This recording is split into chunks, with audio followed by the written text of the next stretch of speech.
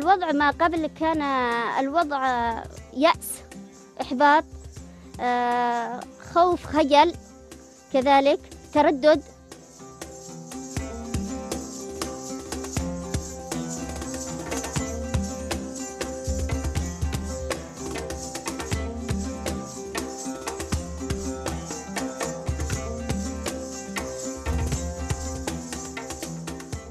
اسمي إيمان غالب هادي الحملي، مديرة محطة مشروع صديقات البيئة للطاقة الشمسية.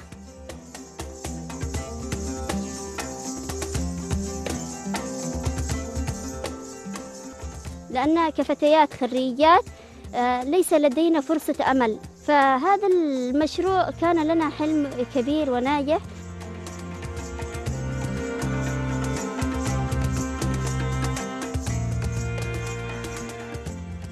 بعد تثبيت القواعد الحديدية قمنا بتوصيلها من الألواح إلى البطاريات مع بعض وتوصيلها إلى المنازل.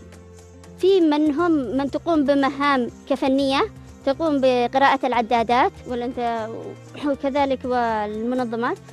فيه من تقوم بتنظيف البطاريات، في منهم من تقوم بتنظيف الألواح.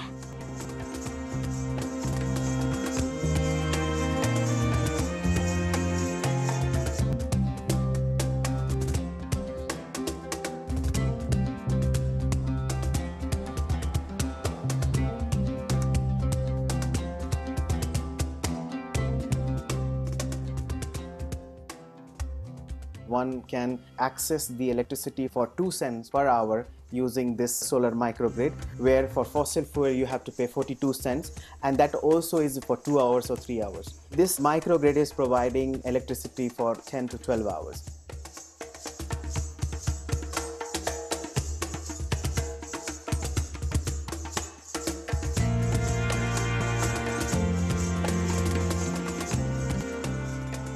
لكن فيما بعد هذا المشروع اعتماد على النفس، الثقة، كذلك عندنا طموح أكبر مما كان قبل.